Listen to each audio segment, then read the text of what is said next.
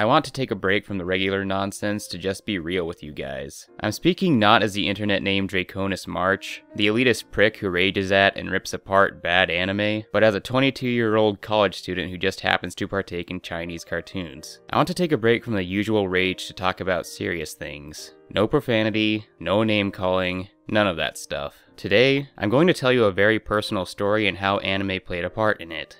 Some time ago, near the beginning of summer of 2012, I was asked by my dad to help work on putting up a swing set for a woman that went to our church who was taking care of her granddaughter.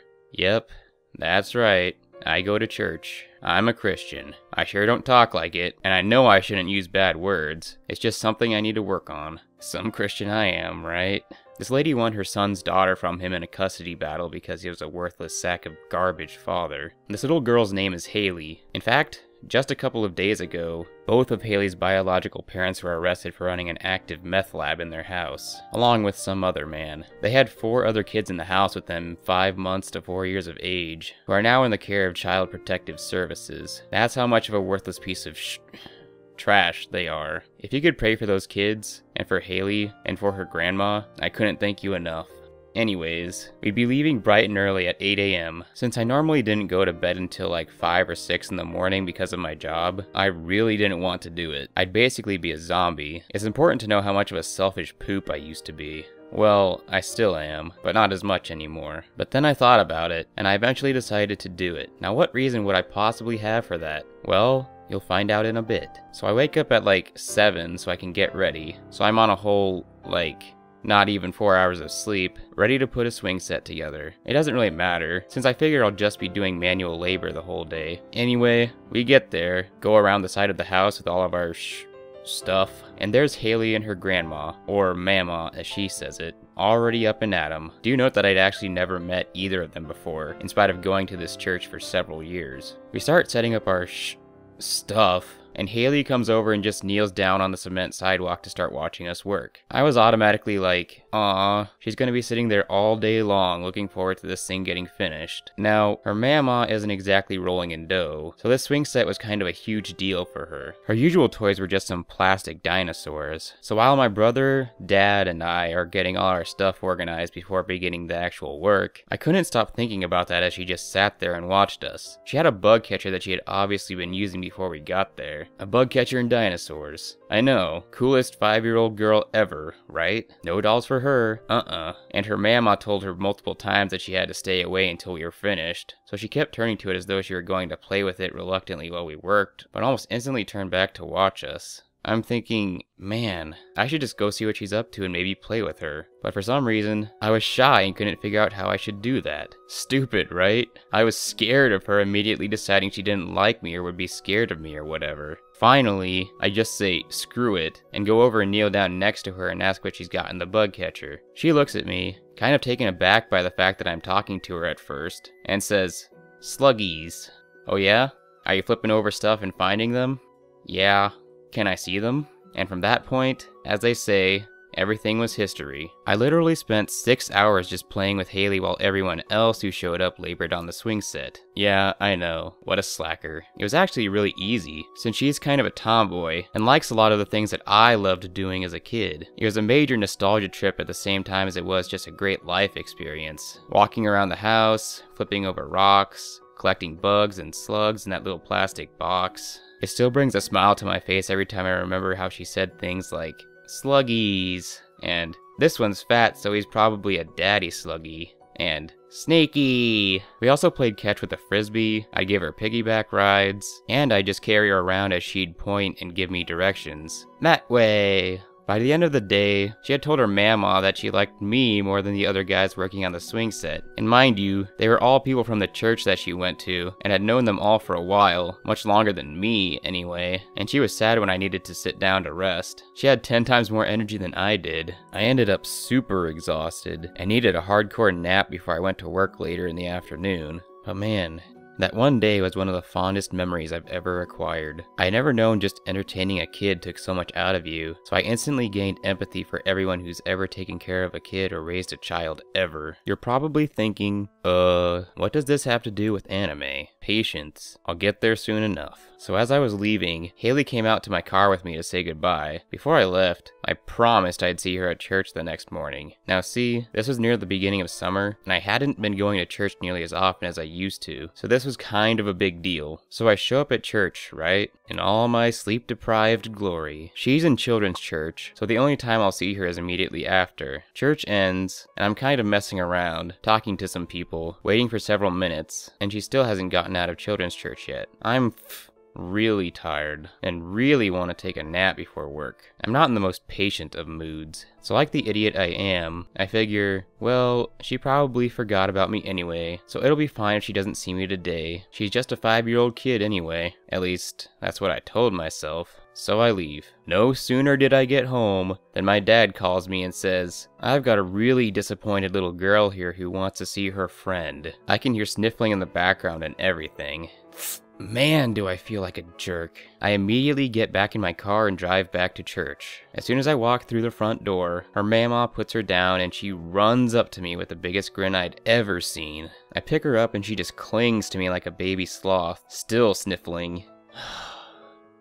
And that whole experience was what made me decide to start helping in Sunday school. Now, Sunday is pretty much my favorite day of the week, despite my having to get up early. Is teaching and caring for kids easy? No. Is it rewarding? You bet it is. It's the most rewarding thing I've ever done in my whole life. I used to work at Walmart, and there, I noticed the parents who had their kids with them. I noticed how they treated them. It was so adorable to hear a 3-year-old girl say, "Daddy, hold my hand." Things like that just made retail not too bad. But then, you get the moms who drop F-bombs on their 5-year-olds, and things like that, surprisingly enough, make me more disappointed than angry. People like that really have no right to be taking care of a kid. It's just one of the many things that ensure my hope for humanity as a whole stays dead. So what even spurned this in the first place? I, like many other people, used to think that kids were just annoying, and never really paid attention to them at all when I saw them in public. I was a naive idiot. That is, until these 4 anime completely changed my mindset. Usagi Drop, Kobato, Clannad After Story, and Grave of the Fireflies. The first 2 on that list were by far the biggest influence. Usagi Drop depicts both the joys and pains of raising a child, and had more heartwarming moments than I could possibly hope to count. You can't help but commend Daikichi for how he drastically alters his own life to accommodate the raising of another. Seriously, that takes balls. If I could meet this guy in real life, I'd take him out to coffee, and give him tickets to Disney World or something so he could take Green. Kobato isn't all about taking care of kids, but it is a big part of the story. Her goal is to fill a jar with confetti by healing other people's suffering hearts. However, a big part of her time is spent just helping out at a financially struggling preschool for free, without actively gaining any confetti, much to the disapproval of Iroyogi-san, her mentor of sorts. She's also really good with the kids there. From this show, I learned about altruism, and how rewarding it is when you get out of yourself and help others just for the sake of helping others, not because you expect something in return. I've had many moments since watching this where I was faced with a situation where I could have chosen selfishness and literally thought, what would Kobato do? It probably sounds retarded, but it's actually happened. Shouldn't a Christian be asking, what would Jesus do? I saw Clannad After Story first among these 4, and it was what first sowed these seeds in the first place, as it depicts Tomoya's coming to terms with reality and fatherhood, along with all the joys and pains that come with the territory. It was this final part of Clannad that made the entire franchise really worth it. Grave of the Fireflies wasn't nearly as much of a shaping force, but its influence is still there, even though it is a lot more dark and gritty, since Seita was taking care of his 4-year-old sister. Seriously, she's so adorable. If I were in his position, that elated giggle would seriously be what kept me from giving up.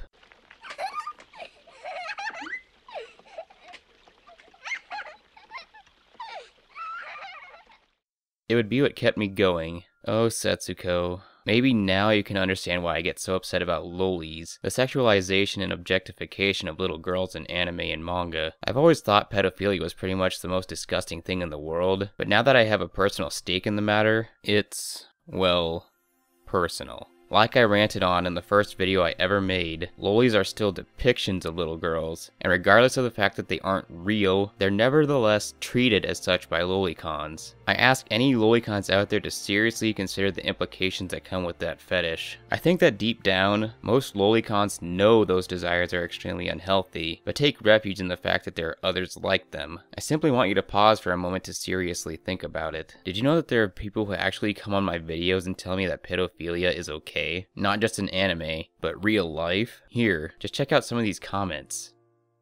Oh my god. I wish I could report this guy to the police. Such a person shouldn't be taking care of children, regardless of whether or not he isn't actually doing anything. It doesn't matter if you haven't actually done anything. Having a sexual attraction to children alone is just as bad as actually carrying out the act. It means you still have the desire to do such things, and the only thing keeping you from doing them is that it's illegal. It would mean you'd go to jail, but if you wouldn't go to jail, you'd do them. Don't even pretend you wouldn't. Pedophilia is not a choice. It's not a preference. It's not a taste. It's a mental disorder. Don't talk about it like it's no different than the type of food you prefer or the clothes you like to wear. Please do the world a favor and stop eating everyone else's air.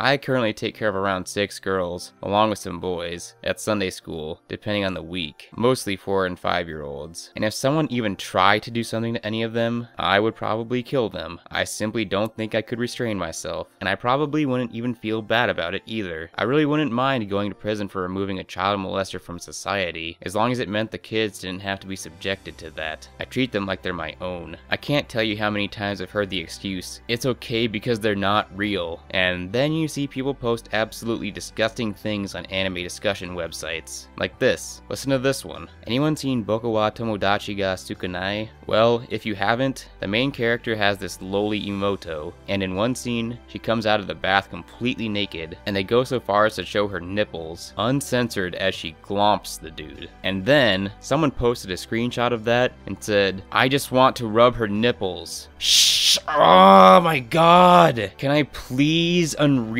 that? Pass the brain bleach, please. For God's sake. How disturbed do you have to be to actually think things like that? Do you actually expect someone who isn't completely brain dead to actually accept the excuse that, "It's okay because they're not real"? You treat them like they are. You just wish you could do real things to... I'm done with that topic. I snipe at loliconism every chance that appears, and will keep doing so, and now you know part of the reason why. This is the first and last time I'll address you lolicons without throwing out a string of obscenities, like you're actual human beings. I really don't understand why little kids can't just be little kids, and not some twisted form of fetish fuel. In no universe will you ever convince me that pedophilia is acceptable, much less tolerable, in any form.